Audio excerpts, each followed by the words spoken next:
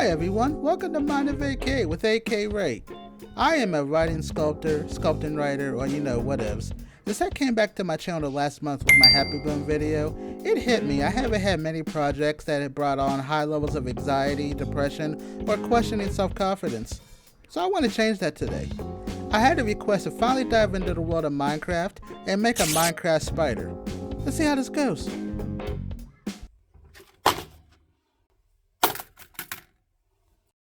Alright, let's get started making our non-8-bit tarantula this week with our prep work.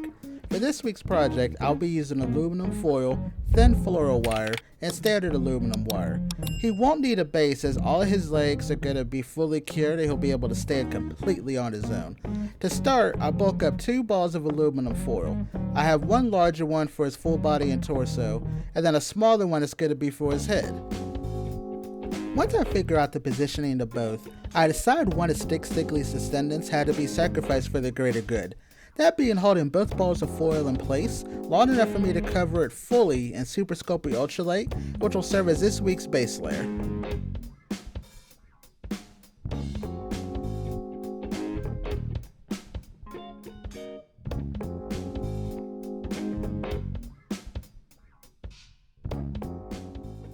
Once I have it fully covered in ultralight, I punch in the various sized cabochon eyes into the head, doing my best to align them to appear similar to the look in the game, but keeping in mind I am attempting to bring this into a 3D landscape while respecting the original design of the character.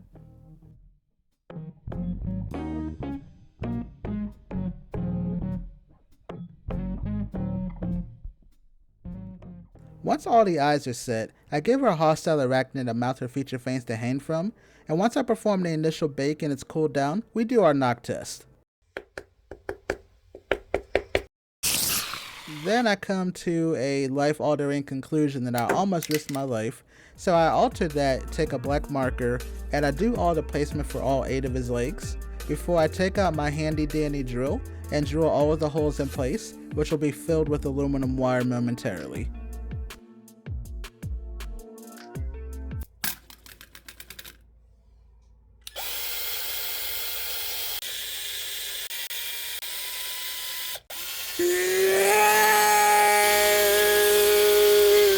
With all the holes drilled now, I take aluminum wire and push them into each hole, measuring the legs out so they're even and shape them in place. Because I know the wire will stay in the holes that I drilled, I take proactive steps and do Super Sculpting Original into each hole, do a quick 20-minute bake to secure them as you can see here.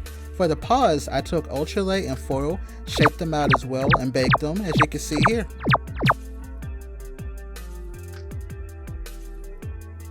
Now with all of that done, we can finally get to our sculpting time. As always, I am using Super Sculpting Original Blend, which is my personal clay of choice.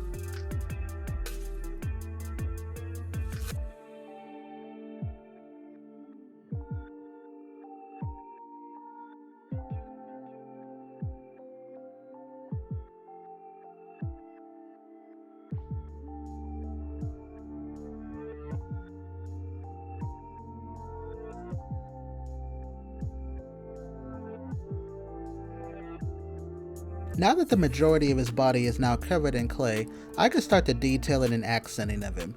I'm adding 4 ribs of clay to go across his back to look like they're connecting to his legs, then I'm adding 1 larger rib vertically to go down his middle. Also, just so I don't have to keep saying it, he, or the spider the rest of the video, if it's alright with you, I had a very scary run-in with an actual spider earlier on today at my local grocery store, so I'm gonna call him Mart from now on in remembrance.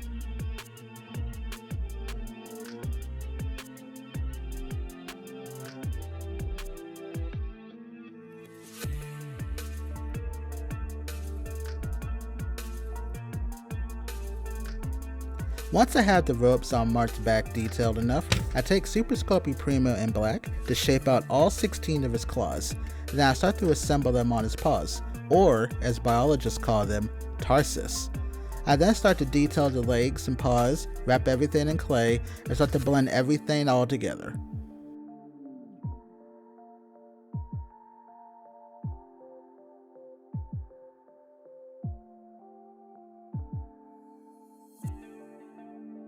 At this point in the project, I'm realizing I'm actually at a very comfortable position and not having too many complications, and my subconscious just would not allow it.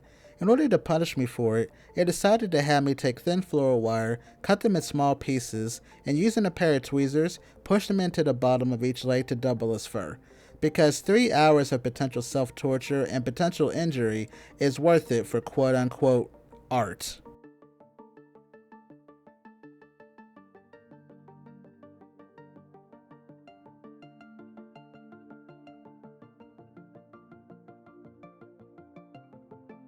Miraculously, my fingers came out unscathed from all the wire poking this week, so I decided to continue with the detailing of his head, eyes, and his legs.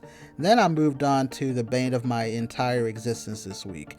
I'll give you a hint, it rhymes with south. That's right, we're talking about the mouth area. I started to add aerobic clay to the mouth that appeared to be a cross between Elvis, Johnny Bravo, and a large bass all at once. I then started to blend it into the head and take supremely tedious and mentally taxing hours to push the fangs in place that I will admit continue to fall out of his mouth over and over and over. Once the battle with the fangs was complete, I decided to finish up the final detailing on the head, neck, legs, sides, and the back before we take Mart in for his final bake, which for all pieces, you should always bake them at 275 degrees Fahrenheit for at least 45 minutes, allow them to fully cool down, and then we can get on to step 3.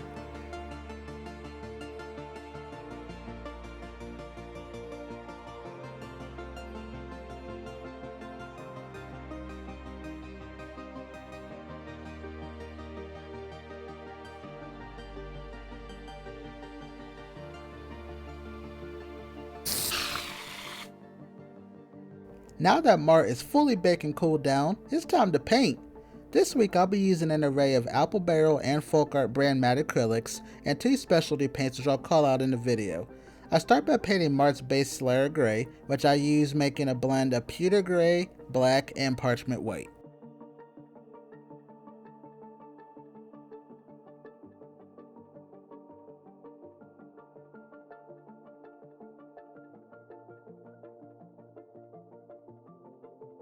While I was finishing painting his back and other extremities, I will admit the meltdown of all meltdowns happened to me while I was finishing this step, and I'm leaving all the footage in so you can see it now. No, whoa, whoa. Hey, whoa, no, we're not doing this. Hey, look, I'm not gonna kill you. But you can't live here. You don't pay rent. You don't got no utilities in your name. You got to go. You got to go. You got to go.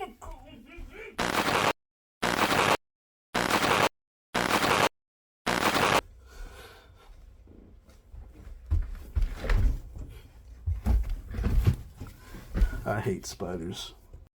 My panic attack lasted just long enough for the base layer of paint to fully dry, and now it's time to do a black wash when my blood pressure normalizes. For those unaware, black washing is taking watered down acrylic paint, brushing it thoroughly across your sculpt, and soaking up your axis using a paper towel, sponge, or washcloth. This step helps spread out all the detail in your pieces, and it's a crucial step. Once the black wash is dried, I paint the 2 larger fangs black, and off camera I paint all 8 of the legs with the 4 black stripes. I then challenge my entire metal capacity further by attempting to do what's called an 8-bit cube in varied areas across his body, which, if I had a choice of doing this and talking to my neighbors for longer than 5 minutes... Okay, let's not get crazy, it actually wasn't that bad. I take a trusty toothpick and scratch off all of the paint off the cabochons, which is such a relaxing step. Then I take Deco Art Metallic Silver and dry brush it over certain areas of the piece to give it a dewy feel and help bring out a little bit of dimension in certain areas.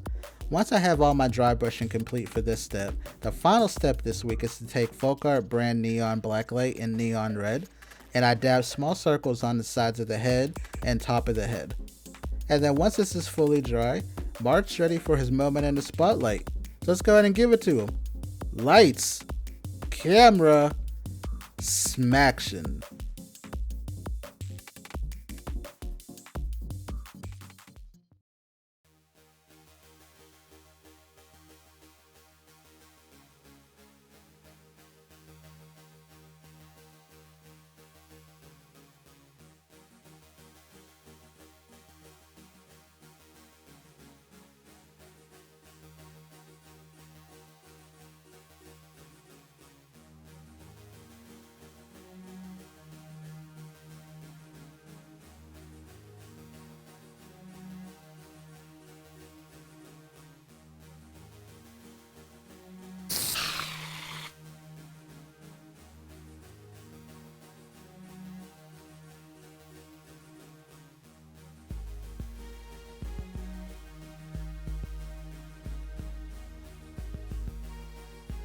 If you made it this far into today's video, I'd surely appreciate it and thank you so much for the support. If you enjoyed how the project came out, let me know in the comments. If you didn't like it, let me know in the comments, because I'm running out of things to talk about with my therapist. If you also would like to see future projects and updates, feel free to subscribe to the channel and set bell notifications. I have a goal to attempt to reach 500 subscribers before the end of the year, and your support would go a supremely long way. I want to thank you all again for the support on my last handful of videos, and let you know, as always, I will have another video for you next week. In the meantime, I hope you all stay blessed and feel loved, and I hope you have a lovely weekend. Take care, everybody. We'll see you next time.